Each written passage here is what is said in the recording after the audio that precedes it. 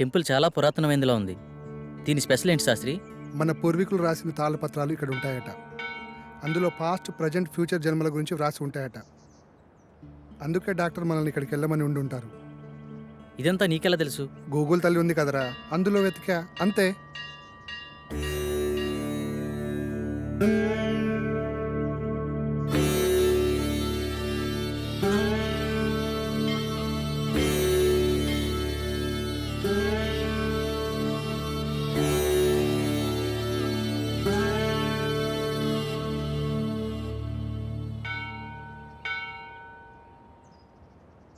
పూజారి గారు ఎక్కడండి? అదిగో అక్కడ ఉన్నారుగా. నమస్కారం. నమస్కారం గురుగారు. డాక్టర్ పంపింది వీళ్ళని అనుకుంటా. నాయన మీ సమస్య ఏమిటి? స్వామి, వీడు నా స్నేహితుడు. వీడిని కలలో ఒక అమ్మాయి చంపేస్తుంది. అది కూడా పంచభూతాల సహాయంతో. 5వసారి నిజంగానే చంపేశానంటుంది. ఏది బాబు, నీ చేయి చూపించు.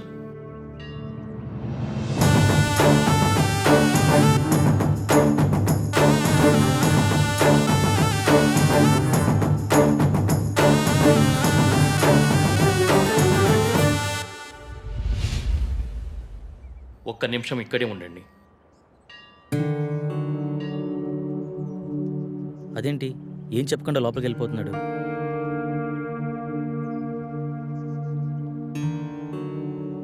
ఇదిగో బాబు, నీకు సంబంధించిన తాళపత్రాలు. భూత, వర్తమాన, భవిష్యత్తులు ఇందులో రాసి ఉన్నాయి. ఈ పెట్టేంటి స్వామి? ఈ తాళపత్రాలతో పాటు ఈ పెట్టెను కూడా మీకు ఇవ్వమని ఇందులో రాసి ఉంది. ఇది మీకు ఉపయోగపడుతుంది. అవునరా, ఇందులో అదే రాసుంది. మీకు గ్రంథకం చదవడం వచ్చా బాబు? వీడు ఇండియాలో అంతరించిపోతున్న భాషలపై రీసెర్చ్ చేస్తున్నాడు స్వామి. అలా వీడికి అన్ని భాషలు వచ్చు.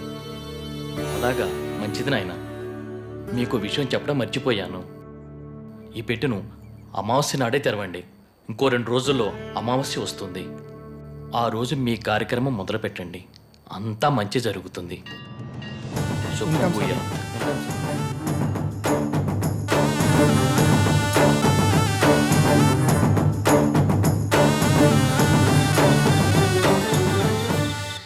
గురువు గారి ఫోన్ కలవట్లే కదరా, ఏం చేద్దాం? నా ప్రాబ్లంకి సొల్యూషన్ దొరుకుతుందని తెలిసిన ఏ అవకాశాన్ని నేను వదులుకోలేను. గురువు గారు వచ్చేంత వరకు ఆగుదామా? మీ గురుగారు వచ్చేంత వరకు ఎదురు చూడడానికి ఆయన వెళ్ళింది గుడివాడ కాదు, లండన్. అతని కోసం ఎదురు చూడడానికి నేను చేసేది నా పెళ్లి పనులు కాదు. చావు నుండి నన్ను నేను రక్షించుకోవడానికి నేను చేస్తున్న పోరాటం. ఇది ఏ లాంగ్వేజ్ అర్థం కావడం లేదు. దీన్ని దేవనాగిరి లిపి అంటారు. ఇందులో నీ పాస్ట్, ప్రజెంట్, ఫ్యూచర్ జన్మల గురించి రాసి ఉంటుంది. నీ పూర్వజన్మ గురించి తెలుసుకుందామా?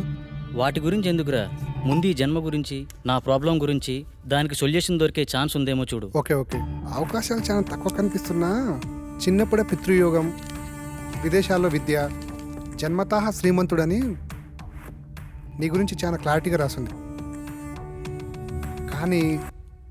కానీ స్వదేశీ ఆగమనం చేసిన 25 సంవత్సరాల తర్వాత ఒక పెద్ద దోషం వల్ల నువ్వు చనిపోతావని రాసిందిరా.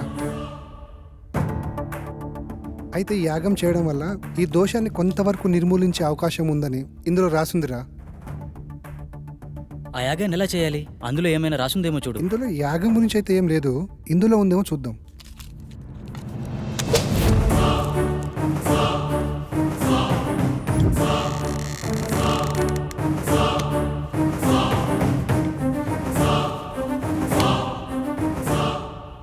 ఎస్, దీంట్లో యాగం ఎలా చేయాలో రాసుందిరా.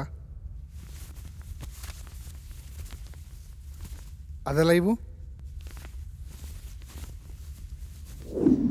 ఈ యాగం చేయాలంటే నీతో పాటు ఇంకో 4 కావాలి. 5 మంది కలిసి ఈ వస్తువులను ఉపయోగించి పంచభూతాలతో తమ ఆత్మలను మమైకం చేసి అష్టదిక్పాలకుల సాక్షిగా 13 దశలలో ఈ యాగాన్ని పూర్తి చేయాలట. ఇది మొదటి నియమం. ఈ యాగం చేస్తున్నంత కాలం ఈ ఇంటిని సురక్షా కవచంతో బందీ చేయాలట. అందుకు సంబంధించిన వస్తువులన్నీ దీంట్లోనే ఉన్నాయంట. ఇది 2వ నియమం. ఈ యాగ సమయంలో అనిమయ కర్మల వల్ల కొన్నిసార్లు పిచ్చివాళ్ళు అయిపోవచ్చు, ఒక్కొక్కసారి చనిపోవచ్చు కూడా. అందువల్ల జాగ్రత్త వహించండి అని కూడా రాసుంది. ఓకే, ఎప్పుడు స్టార్ట్ చేద్దాం? ఎప్పుడంటే అప్పుడు కాదు, ఇంకో 2 రోజుల్లో అమావాస్య ఉంది. అప్పుడు దాకా ఇంటి చుట్టూ రక్షణ వలయాన్ని ఏర్పాటు చేద్దాం.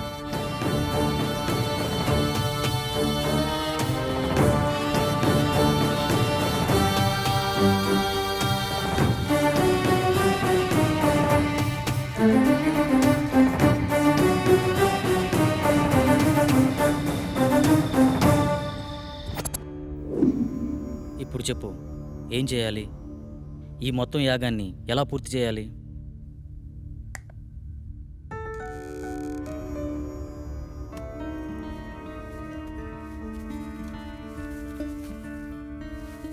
ఇదే మొదటి దశ.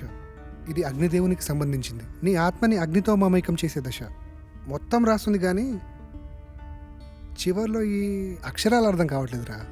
ఇప్పుడు చేసేదాని గురించి చెప్పరా, మిగతాది పనైతే చూద్దాం. ఈ వెలగని కాగడాన్ని అగ్నేయ దిశలో ఉంచి అందులో ఈ నల్ల పసుపు వేసి ఇందులో ఉన్న మంత్రాన్ని జపిస్తే యాగం పూర్తయ్యే లోపల ఈ కాగడ వెలుగుతుందంట. వినడానికి సిల్లిగా లేదు. అంతే, మానవ నైజం. జరగలేదనుకో మూడో నమ్మకం అంటాం. అదే నిజంగా జరిగిందనుకో మ్యాజిక్ ట్రిక్స్ అని కొట్టిపడేస్తాం. ఇందులో ఉండే కెమికల్ రియాక్షన్ వల్ల అలా జరిగింది ఇలా జరిగిందని చాలామంది మేధావులు మేధావితనంగా చెప్తూ ఉంటారు. అక్కడ ఒక లాజిక్ మిస్ అయ్యారు. ఆ కెమికల్ అక్కడికి ఎలా వచ్చింది, దాన్ని ఎవరు సృష్టించారు, ఆ విధంగానే ప్రవర్తించాలని ఎవరు నిర్ణయించారు? అంటే దాన్ని బట్టి ఏదో ఒక శక్తి ఉన్నట్టే కదా. మహానుభావ, అర్థమైంది. ఇక చాలు. చదువంటే బోరు కొట్టి రీసెర్చ్ పేరుతో ఇండియాకు వచ్చి ఏదో హ్యాపీగా ఉందాం అనుకుంటే ఈ రూమ్లో నువ్వు, ఆ కళలో అది నాకు రకరకాల సబ్జెక్టులు నేర్పిస్తున్నారు. అది చాలక బోనస్ కింద అప్పుడప్పుడు ఈ సుప్రభాతం మొదలుపెట్టావు. స్టార్ట్ చేయి.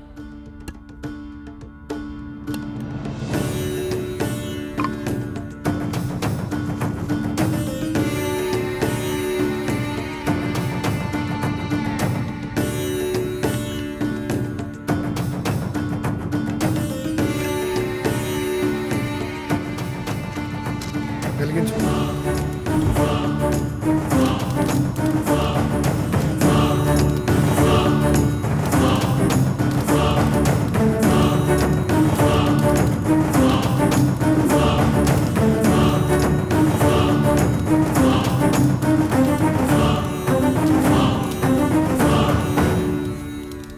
ఇంతసేపు అయినా వెలగట్లేదేంట్రా?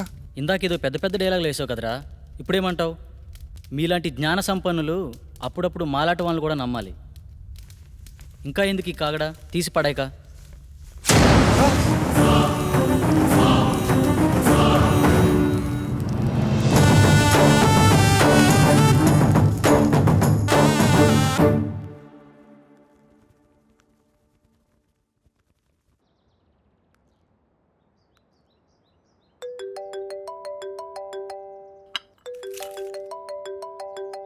హలో అమ్మా. బాబు ఎలా ఉన్నావు? ఫోన్ కూడా చేయట్లేదేంట్రా?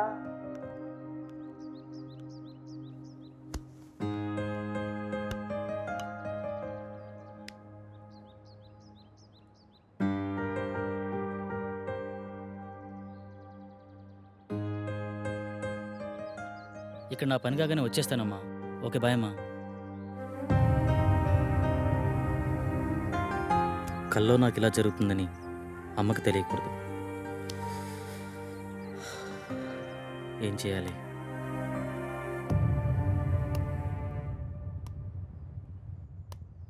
మొదటి దశ సక్సెస్ అయినందుకు హ్యాపీగా ఉండకుండా ఇలా డల్గున్నావేంట్రా?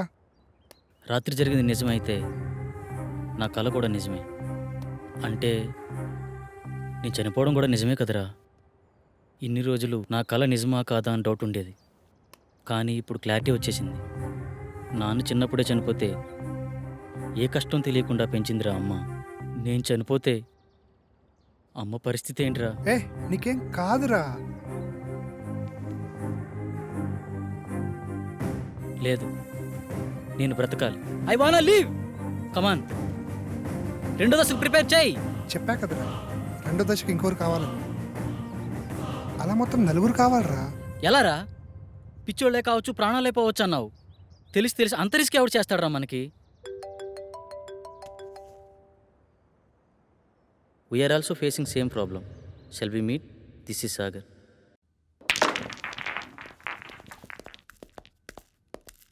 హే hi. Hello. Hi. Hello. Hello. తన పేరు సంగవి. మేమిద్దరం త్వరలోనే పెళ్లి చేసుకుందాం అనుకుంటున్నాం. కానీ మాకు ప్రాబ్లం ఉంది. ఆ ప్రాబ్లం గురించి ఎవరికి చెప్పినా చాలా సిల్లీగా ఫీల్ అవుతున్నారు. స్వామీజీని, సైకాట్రిస్టులని కలిసాం, కానీ పని అవ్వలేదు. కనీసం వాళ్ళకి మా ప్రాబ్లం కూడా అర్థం కాలేదు. కానీ మీ ప్రాబ్లం మా ప్రాబ్లం చాలా దగ్గరగా ఉంది. అందుకే మీతో షేర్ చేసుకుందామని వచ్చాం. ఇంతకీ ఏంటి మీ ప్రాబ్లం? లాస్ట్ మంత్ తన బర్త్డే నాడు స్పెషల్గా సెలబ్రేట్ చేద్దాం ప్రిపేర్ చేస్తున్నాను.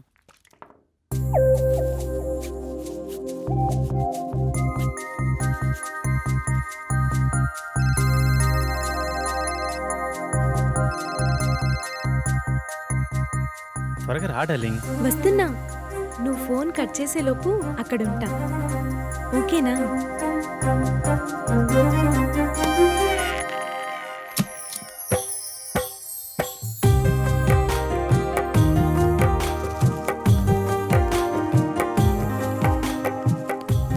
This is so beautiful. చాలా బ్యూటిఫుల్గా ఉంది. ఏంటి ఇద్దరమేనా? ఎవరు రాలేదా?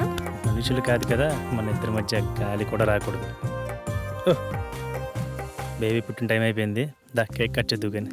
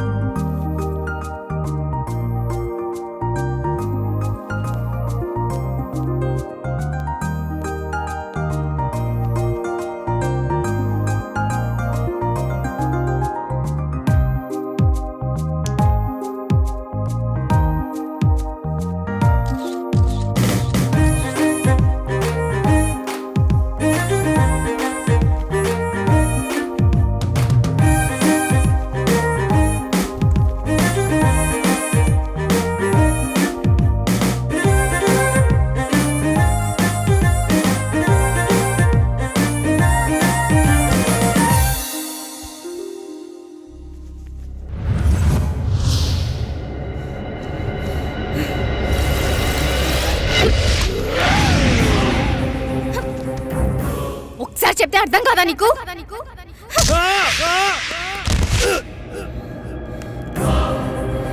ఏ!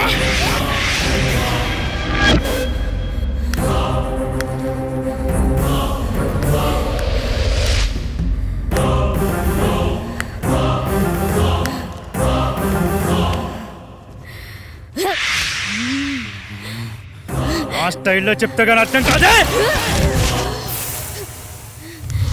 ఏయ్!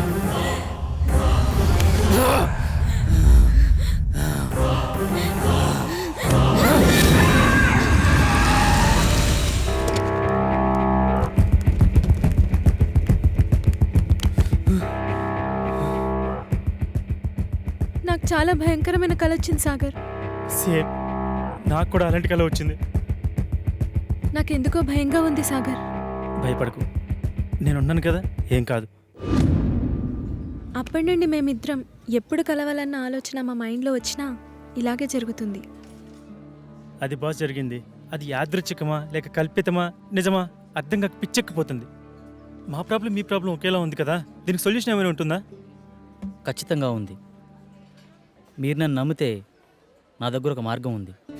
నమ్మకపోవడానికి మా దగ్గర వేరే ఛాన్స్ లేదు భయ్యా. వచ్చిన ఏ అవకాశాన్ని వదులుకునే స్థితిలో మేము లేము. ఇంతకీ ఏంటా మార్గం?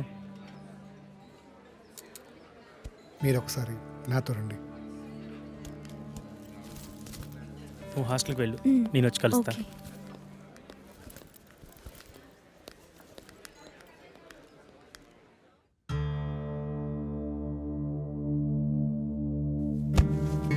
ఈ యాగానికి సంబంధించిన తాళపత్రాలు ఇందులోనే ఉన్నాయి.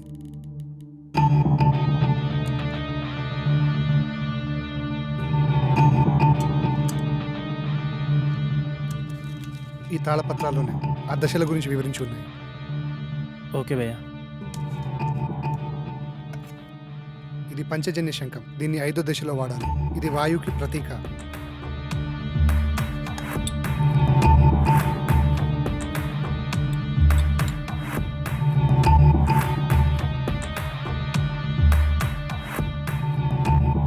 ఇది 2వ దశ.